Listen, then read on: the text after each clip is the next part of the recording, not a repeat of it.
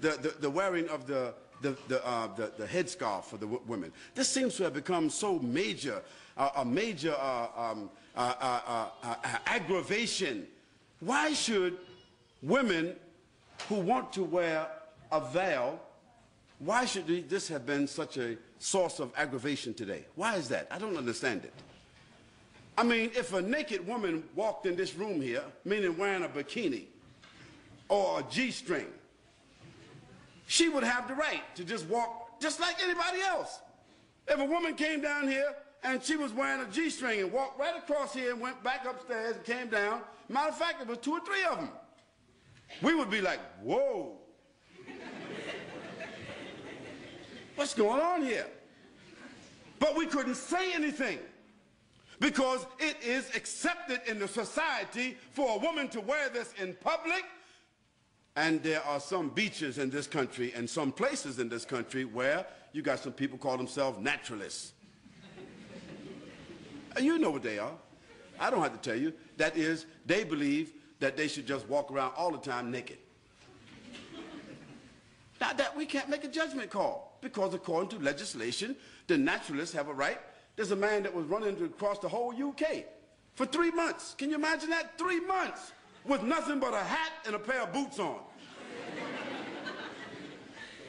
I mean, he's running. Can you imagine a man running through a village? Nothing but a hat and a pair of boots on. Because he's a naturalist and these are his constitutional rights. And for 3 months, nobody could say anything about it. Well, I say that in a society where people are allowed to express themselves that way, why should there be a problem about Muslim women, whether in the schools or otherwise, choosing the preference to cover their heads or to cover their bodies with loose garments? Why should there be such an uproar? Why is there the need for the media to assault and say Muslims want to take over our society and Muslims want to impose their values upon us and so forth? Well, I want to remind them that until 15 or 20 years ago, the nuns in the church, in the Catholic Church, they had to wear it. Is it right or wrong? And just recently, the Catholic Church has relaxed the uniform codes of the nuns where they can show a little cleavage. They can now wear a little bit, you know, put the cross right there in the middle. They don't have to wear a headpiece anymore, and they can show a little bit of thigh. Well, that's their right. We can't say anything about that. But when I went to church, to the Catholic Church, when I was 17 years old, all the nuns were looking like the sisters are looking today. So society has changed, but why should our values have to change? Those Muslim ladies who want to wear the full scarf and want to wear loose clothing, they're doing so because God said so, not because their husband said so, not because they're Arabs or Indonesians or Malaysians or Africans.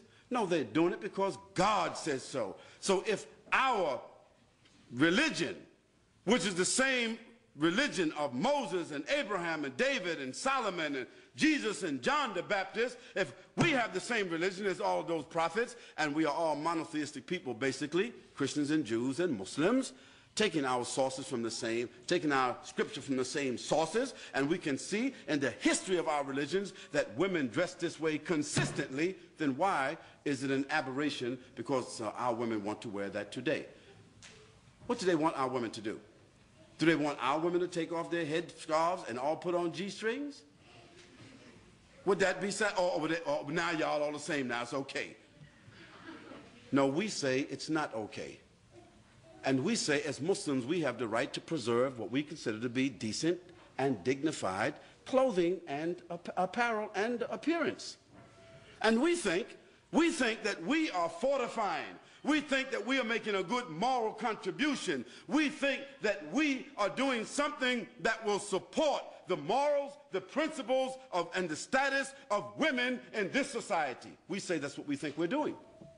And do we have the constitutional right to make what we consider to be a moral contribution to the fiber of this society based upon our religion?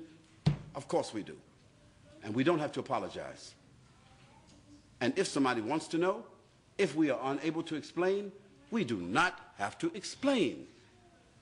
But what we should do is, the people of the media, or the people of government who feel that they don't understand what's going on, we should send them to people who are qualified to expound upon this issue in a dignified, educated way, so that people would not think somehow or another that all these women who are wearing these scarves got an AK-47 underneath their scarves, or they got a bomb, they coming inside somewhere with a bomb. You know, stereotypes. But the issue is, we Muslims, the Muslim ladies in particular, you do not have to explain to anybody why you are dressed the way you are dressing. Just like others who are undressed do not have to explain to anybody why they are undressed.